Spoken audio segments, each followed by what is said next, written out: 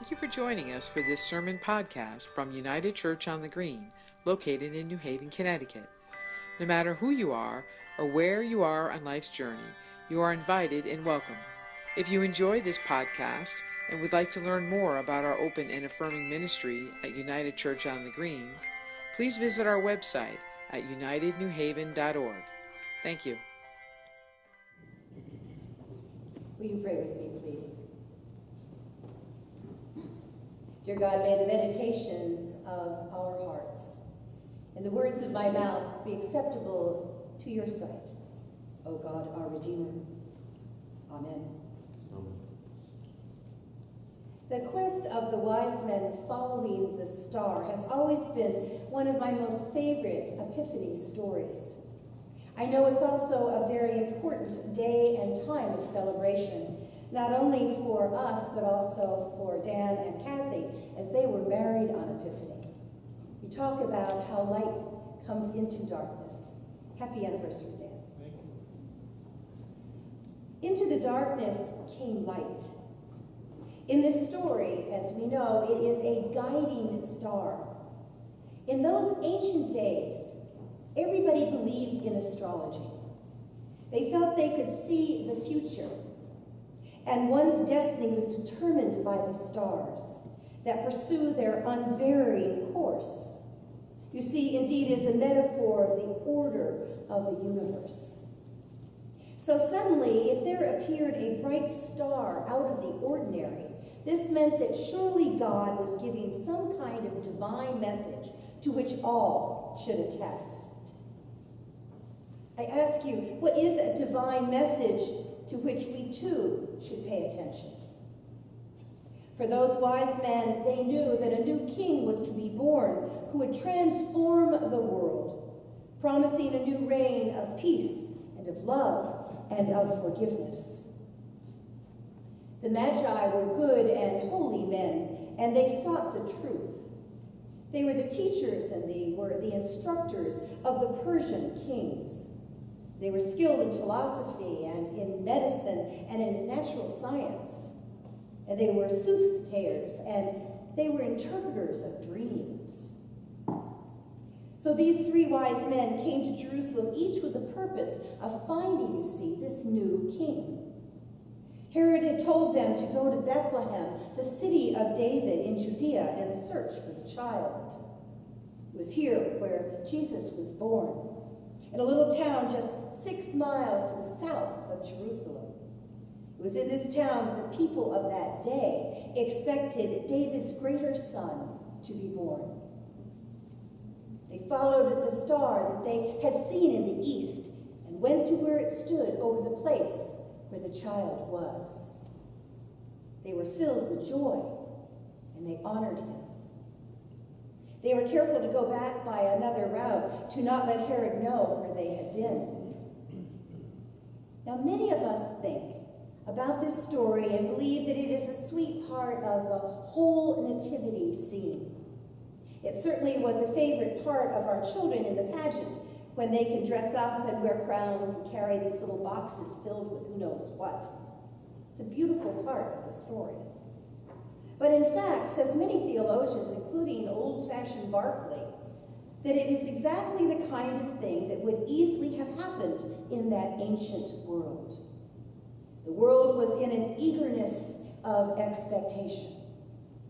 People were waiting for the fulfillment of the prophecy. It was into a waiting world that Jesus came. Herod, a suspicious and vengeful man, in no way wanted another king to come into the world and usurp his power. It was power that he loved, and no one was to stand in his way. Jesus was spared to become a king whose reign was of love and who would rule over hearts, not from a throne, but from the cross. Oh, how wise those Magi were. What about us? How is it that we are living in a waiting world? Particularly in this new year where the sky seems so very dark and starless and unknown. with uncharted territory ahead of us. Aren't we all seeking a bright star, an accurate compass for the days ahead, and wondering if our church and our religion are relevant to these anxious times, to these waiting times that we live in? I wonder if our churches are failing us as we face the future of our country and our world in this dark sky. At Epiphany, 3 wise men sought out the Christ child, whom they believed would not only fulfill the prophecy, they truly believed that this child would change the world. Change the world. Change the waiting world. Is everything the Christ child promised and challenged us to do happening in our lives as religious people? There is a TED Talk by Rabbi Sharon Borst where she talks about the need to revitalize religion in our world today, making it more relevant and effective than it has been in many, many years. In this TED Talk, the rabbi is calling for a shared emerging religious ethos which will revitalize religion and sees some common and some consistent threads that are shared between various religious communities, calling for compassion, for forgiveness, for coexistence, for mercy, for kindness, and for justice. I do believe we are living in a waiting and a wanting world. Would you agree with me? You will see in your bulletin a sticky note. I'm going to ask what you would suggest would revitalize religion in this waiting world. After the sermon, when dear Carrie is going to play a piece of meditation, I'm going to ask that you write on the note and put it in the offering plate. This way we can have an ongoing discussion about this. What would you suggest would revitalize religion today? Within this new ethos, the rabbi suggests several principles, one of which I wish to talk about today, and that is wakefulness. Let me say it again. It is wakefulness. She calls for wakefulness on our collective part as a way of revitalizing religion. Does this make sense to you? Wakefulness.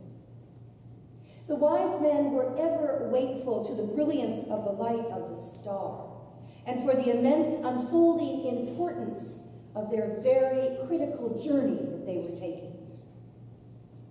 I wonder how we as active religious people can experience this with the same intensity as the wise men on Epiphany.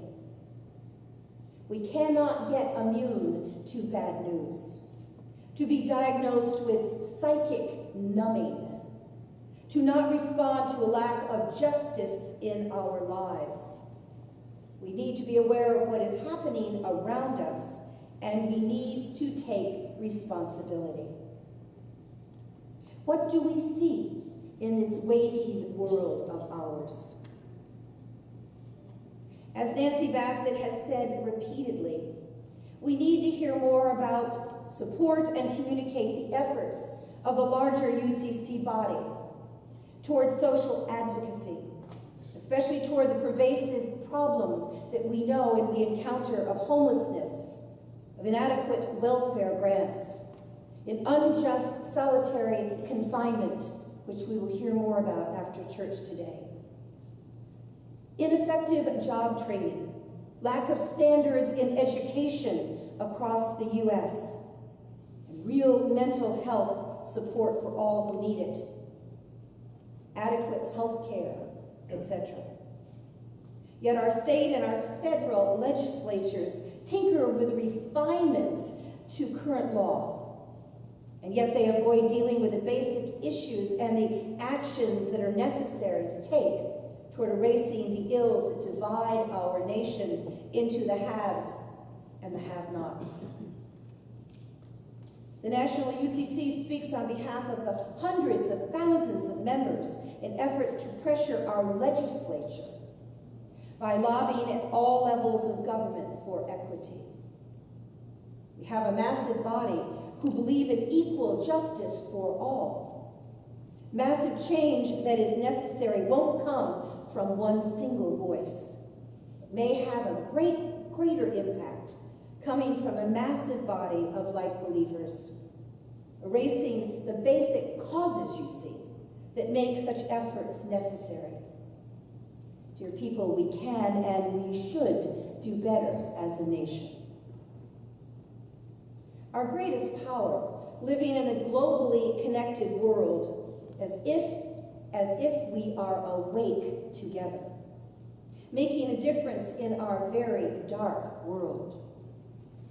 I believe that indeed it is our religious communities, however we might define that, which must become relevant again and begin anew making the world a better, a more just, a more honest, and loving place. Church, we need to do it today, becoming much more relevant than we have been in many, many years, with the same kind of urgent quest that the wise men of eons ago had as they approached the Christ child in Bethlehem. So I ask you to take out the pencil and the sticky note and begin a dialogue process with me as to how you feel we can revitalize religion and make a difference in this waiting world. Remember, God is still speaking to each and every one of us. Amen.